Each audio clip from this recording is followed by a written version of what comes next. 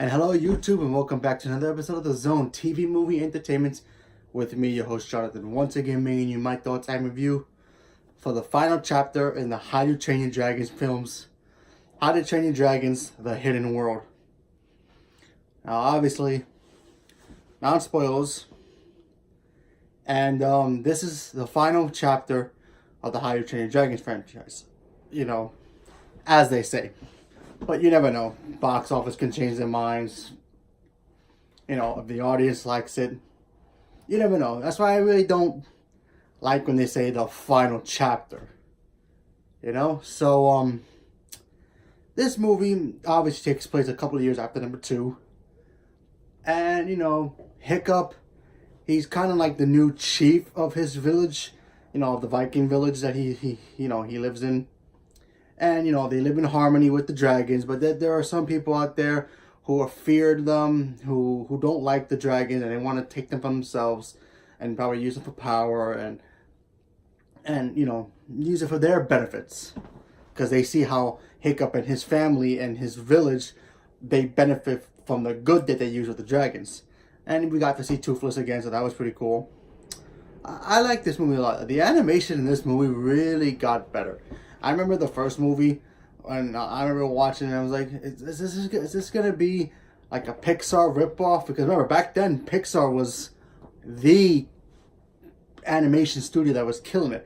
Of course, we had Disney doing the drawing stuff still, and some computer stuff, but it wasn't like revolutionary as, Pixar. But then DreamWorks came along, and that's Universal, if you don't know.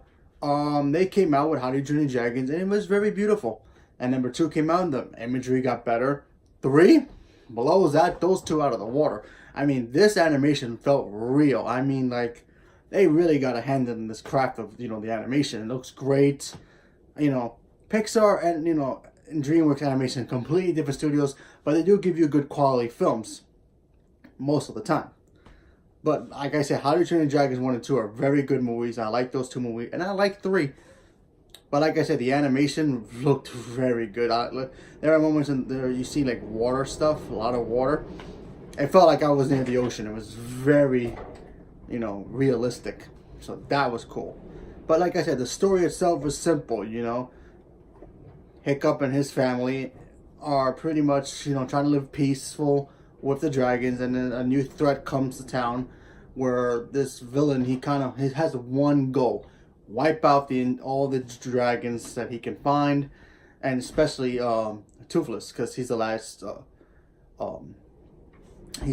dragon of his kind, So he wants to go after him the most. And then he's a knife eater. That's his name. I almost blanked it out. Sorry. And then we found that there's another dragon like Toothless, and they call it a life eater. It's a girl. It's white. Very rare.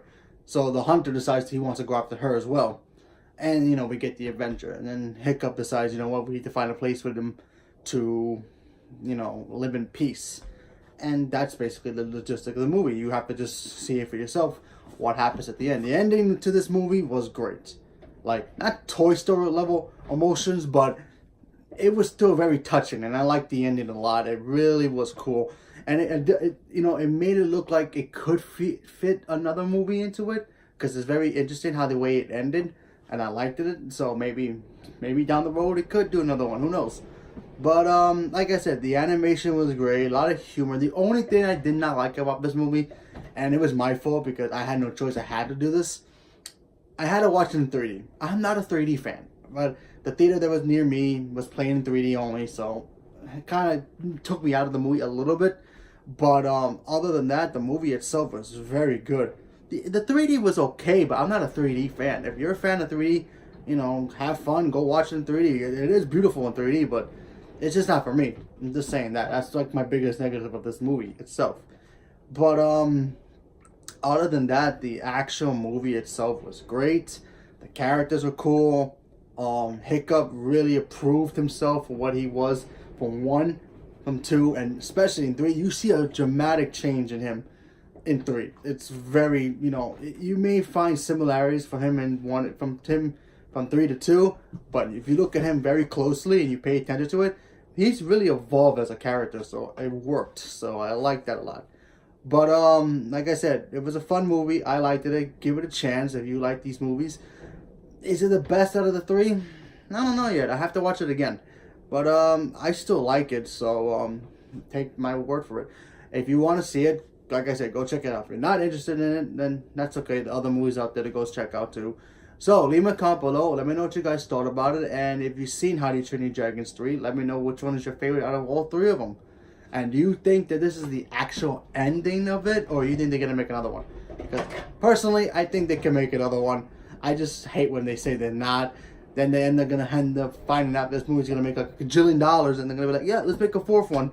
So hey, remember, Toy Story 3 was supposed to be the last one, people. Remember that? And we're getting 4, so you never know. They can make a hit. How to Train Your Dragon 4, 5 years from now, and pick up from there. They can do that.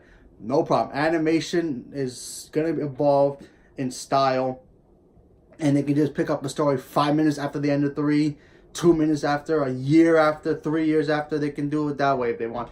As long as they got a good story for it, and people will get interested in seeing it. So, leave me a comment below. Let me know what you guys thought about it. Thank you very much, and have a good day.